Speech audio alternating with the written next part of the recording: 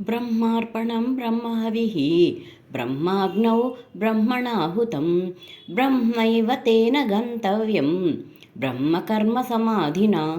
యజ్ఞకారములయందు ఉపయుక్తమగు శృవాది సాధనములు బ్రహ్మము. హోమము చేయబడు ద్రవ్యము బ్రహ్మము. అగ్నియు బ్రహ్మము. యజ్ఞమునాచరించు కర్తయు బ్రహ్మము.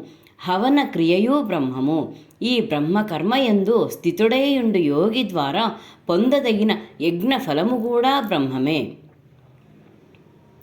దైవమేవాపరే యజ్ఞం యోగినః పర్యుపాసతే బ్రహ్మాజ్ఞానవపరే యజ్ఞం యజ్ఞేనైవోపజుహ్వతి. కొందరు యోగులు దైవ పూజారూప యజ్ఞమును చక్కగా అనుష్ఠింతురు. మరికొందరు యోగులు బ్రహ్మాగ్నియందు అనగా పరబ్రహ్మ పరమాత్మ రూపాగ్నియందు అభేద దర్శన రూప యజ్ఞము ద్వారా ఆత్మరూప యజ్ఞమును ఆచరింతురు.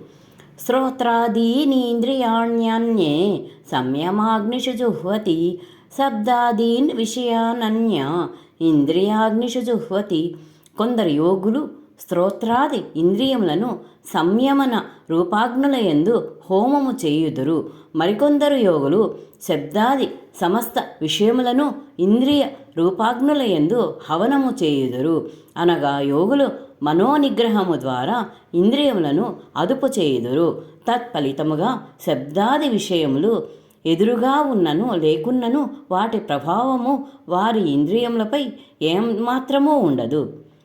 సర్వాణి ఇంద్రియ కర్మాణి ప్రాణకర్మాణి చాపరే ఆత్మ సంయమ యోగాగ్నౌ జుహ్వతి జ్ఞానదీపితే.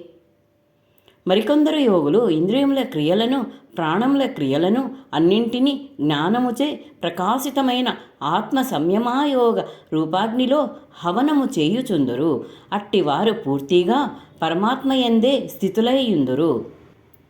అప్పుడు ప్రాణ ఇంద్రియ క్రియల ప్రభావము వారిపై ఏమాత్రమూ ఉండదు. ఏలనన వారి బుద్ధి యందు పరమాత్మ మాత్రమే నిలిచి ఉండును.